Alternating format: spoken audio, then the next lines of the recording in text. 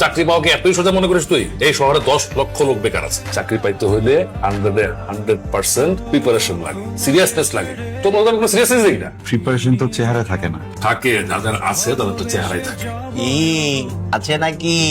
তেমন কিছু নাই। সমস্যা নেই, বল। আরে বলে ফেল। শোন, বল। বাসায় কিন্তু আমারই ম্যানেজ করতে হবে, এটা মানিস তো? সেটা আমি মানি, কিন্তু কিছু নাই। তুই আর আমি তো আর তো কোনো। বল, বলে ফেল। সত্যি বলবো? হ্যাঁ, মাকে বলবা না, প্রমিস? 100% প্রমিস। থাপ্পড়টা কিন্তু আমি তোমার দিতে দিয়েছি, দেইনি। সমাজ ব্যবস্থা আছে না, সমাজ ব্যবস্থা কিছু লোকজন আছে না, সমাজ ব্যবস্থা মানে না, কিন্তু আমার তো মানতে হবে। দেখো, আমি ঘুরে পেশার কথা বলা পছন্দ করবো। আমি সরাসরি তোমার কিছু কথা বলি। তোমার ফ্যামিলির ব্যাপারে আমি সব খোঁজ খবর নিচ্ছি। বাবা সরকারি কর্মচারী, অনেক সৎ একজন মানুষ। অনেক সততার কারণ একটা বাড়িও করতে পারে না। কষ্ট মষ্ট করে এই বাড়িটাতে থাকো ভাড়া, আর তুমি তো কিছু করো না বা দেন না। তার উপর আবার বিয়ে করছে একটা আন্ডারেজ একটা মাইয়া। এখন যদি এই বিষয়টা এলাকার মধ্যে জানাজানি হয়, প্লিজ এরকম কিছু করেন না, কাকে একটু বলে দিচ্ছি। কেন করবো না? কেন করবো না? আচ্ছা ঠিক আছে, করলাম না। কিন্তু তোমার তো কিছু করতে হবে। কি করতে হবে? 1 বছর পর্যন্ত শুভ্রের সাথে কোন রকম যোগাযোগের চিন্তা করবো না। পুলিশের বাহাদুরি দেখায়, আমি আর পুলিশের বাহাদুরি ছুটামো, আর পুলিশ বাপরে শুদ্ধ আমি জেলে ঢুকামো। পুলিশের বাহাদুরি দেখায় বাল্য বিবাহ না, আর 14 গোষ্ঠীর বুঝাবো যে বাল্য বিবাহ কাকে বলে। তুই নেই রে, ওটা না ছোট একটা মেয়ে, ওটা তো একটা দামড়া একটা পোলা, ওটা বুঝে না বাল্য বিবাহ। আর শোন, আমাদের টাকা তুই যদি কোনোভাবে ওর সাথে যোগাযোগের চেষ্টা করো না, আমি কথা দিতেছি তোর চোখের সামনে আমি ওর টানায়া টুকরা টুকরা যদি না করছি, তাহলে আমি এক বাপের পোলা না, মন রাখিস। কথা বলছ না, কি হয়েছে তোর? আর কিছু বল। কেন কথা বলতে হবে সবসময়? বাবা, আমার না কি যেন হচ্ছে বুঝছেন, আমি বুঝতে পারতেছি না। আমি না নিঃশ্বাস নিতে পারতেছি না, বড় কষ্ট হইতেছে, বুকে অনেক চাপ দিতেছে। আমি কোনো কিছু ভাবতে চাইতেছি না আব্বা, কিন্তু হাজার রকমের ভাবনা আসতেছে মাথায়। আপনি একটু ভাবনাগুলো চলে দেন না আব্বা। আব্বা আমার একটু ব্যস্ত করে দেন না আব্বা। আপনি যেটা বলবেন আমি সেটা করবো আব্বা। আমি বাগে রিক্সা চালাবো আব্বা, আপনি যেই কাজ দিবেন আমি এই কাজ করবো আব্বা। আপনার আর করেন না। বাবা তুই তোর ঘরে যা, ঘরে যা একটু গোসল কর, তোর ভালো লাগবে দেখিস।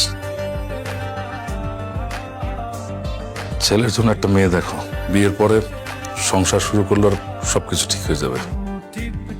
তোমা, আমি এই সম্পর্ক শুরুটা সত্য দিয়ে করতে চাই। তুমি আমার জীবনের প্রথম মানুষ না। তোমার আগে ভালোবেসে আমি একটা মানুষকে বিয়ে করছিলাম। আমি তো অযোগ্য মানুষরা না ভালোবাসার মানুষদের ধরে রাখতে পারে না। তুমি প্লিজ একটু গোছায় নিও সবকিছু, আমাকে একটু হেল্প করো। আরেকবার ভাঙলে আর বাঁচবো না। আমি এত কিছু জানি না, আমি শুধু জানি তুমি আমার হাজবেন্ড।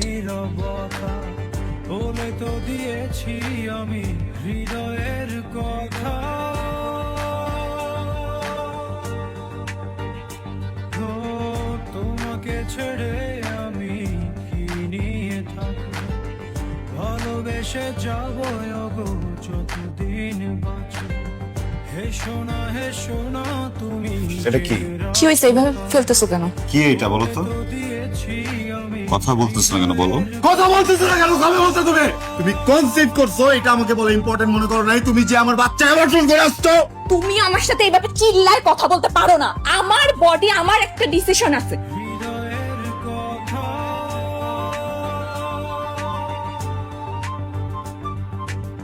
প্লিজ আমার সাথে চলো। প্রশ্নই আসে না, আপনি চলে যান এখান থেকে। প্লিজ নাবিল, একবার চলো প্লিজ।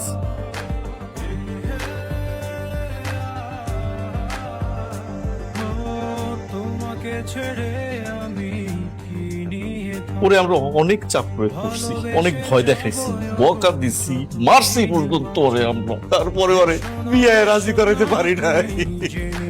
কয় আমার তো জামাই আছে, আমি আবার বিয়ে করবো কি? কিচ্ছু করতে পারিনি। পরে চিন্তা করছি কি, তোমারে দিয়ে টোপ ফালামো। তোমার একটা ভয়েস মেসেজ পাঠাইছি আমি, বিয়ার মিথ্যা নাটক সাজায় ভয়েস মেসেজ পাঠাইছি। তুমি বিয়ে করছো, ভাবছি হ্যাঁ এই তো সুযোগ। আমার ছোট্ট বন্ধুটা, ও বোধ হয় এবার তোমার দেখা দেখি নিজের লাইফটা সেট করে ফেলবে, কিন্তু মানসিক ভারসাম্য হারায় ফেলছে। দিন বাঁচবো। হে সোনা তুমি জেনে